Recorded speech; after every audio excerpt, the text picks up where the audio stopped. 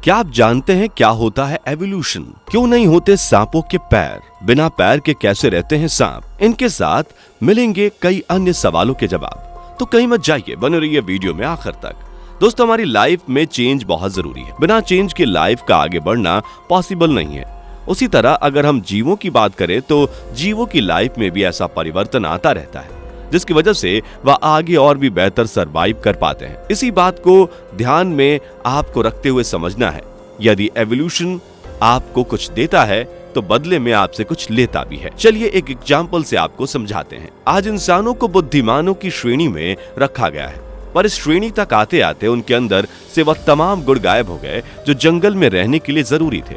अगर हम बात करें क्या हम बंदर की तरह पेड़ पर चढ़ सकते हैं, तो हमारे अंदर से एक आवाज आएगी, नहीं।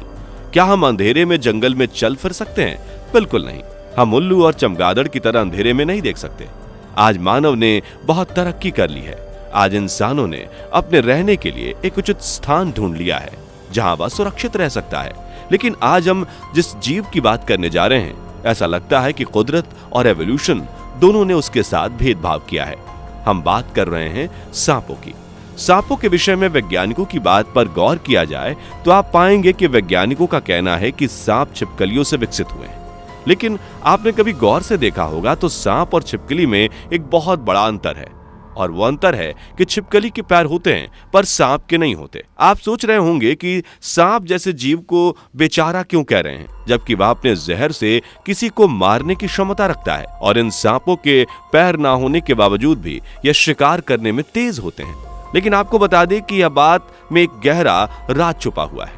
अगर हम सांप की प्रजाति के बारे में बात करें तो आज तक सांपों की 4000 प्रजाति हैं, जिनमें से 600 प्रजातियां ही जहरीली हैं। आपको यह जानकर और भी हैरानी होगी कि उनमें से मात्र 200 प्रजातियां ऐसी हैं जो इंसान जैसे भारी भरकम जीवों की हत्या कर सकते हैं। कुल मिलाकर हम ये कह सकते हैं कि दुनिया में 90% सांप ऐसे हैं जिनमें जहर की मात्रा ना के बराबर होती है, और वह देखने में भी ज्यादा भारी भरकम नहीं होती, जैसे कि हमें टीवी और किताबों में देखने और पढ़ने को मिलता भी है।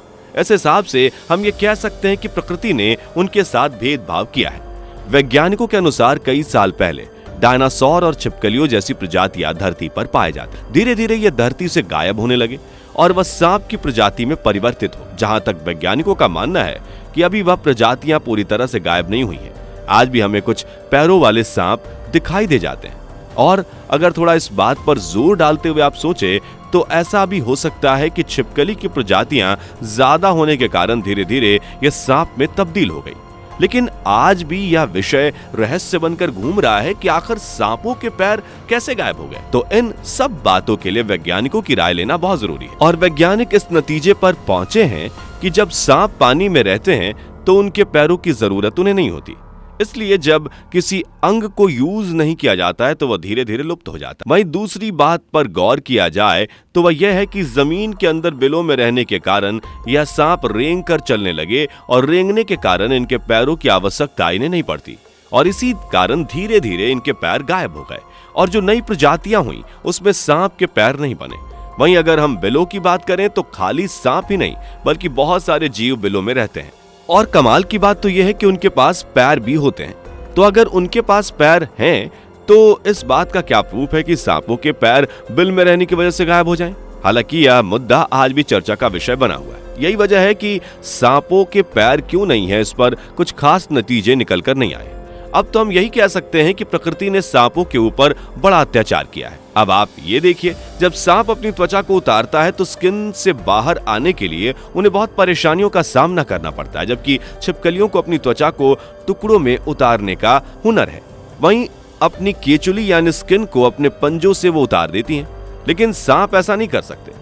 जब स्किन उनकी आंखों के ऊपर आ जाती है तो उन्हें कुछ भी दिखाई नहीं देता और उन्हें दिक्कत का सामना करना पड़ता है, और बेचारे सांप इनको हटा भी नहीं सकते। ऐसी स्थिति में सांपों को बहुत धुंधला दिखाई देता है, जिसकी वजह से वह शिकार भी नहीं कर पाते। इस अवस्था में आने पर सांप के अंदर बहुत ही गुस्सा भर जाता है, और गुस्से के कारण वह अपने आसपास की चीजों को काटना शुरू कर देते हैं। कभी कभी तो इन्हें पेड़ों को काटते हुए भी देखा गया है। इसलिए इस तरह के सांपों से हमेशा दूरी बनाकर रखना चाहिए, पता नहीं कब ये अपना हमें शिकार बना ले।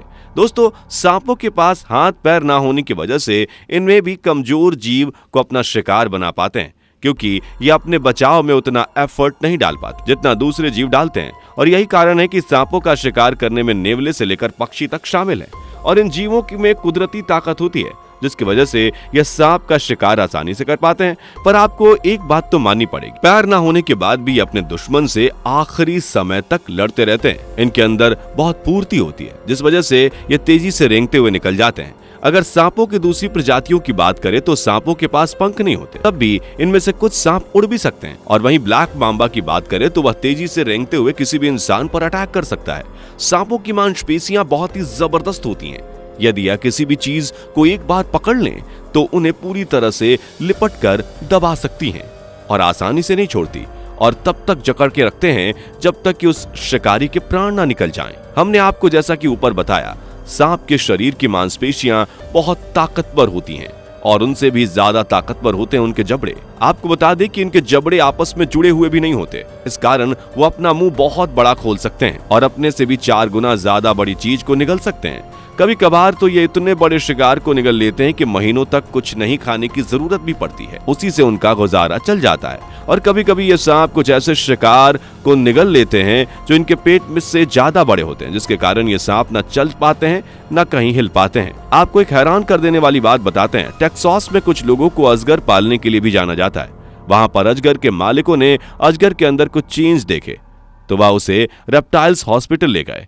जब एक्सरे किया गया तो पाया गया कि अजगर ने एक कंबल निगल लिया है। तब बड़ी कोशिशों के बाद उसके मुंह से उस कंबल को बाहर निकाला गया। आपको बता दें कि सांप अपने जीवन में किसी भी जगह पर आसानी से जी सकते हैं। उनको इस बात से कोई फर्क नहीं पड़ता कि जगह का वेदर कैसा है, हर परिस्थिति में वो कॉम्प्रोमाइज कर सकते हैं। सांपों को गर्म रेगिस्तान में भी सरवाइव करते देखा गया है और वह उन्हें ठंडे प्रदेशों में भी आप देख सकते हैं। सांप दोनों ही परिस्थितियों में अपने आप को ढाल सकते हैं। चलिए अब बात करते हैं सांप कहाँ नहीं पाए जाते। तो भाई सांप न्यूजीलैंड, ग्रीनलैंड, आइसलैंड, अंटार्कटिका को छोड़कर पृथ्वी पर पाए जाते हैं हर जगह।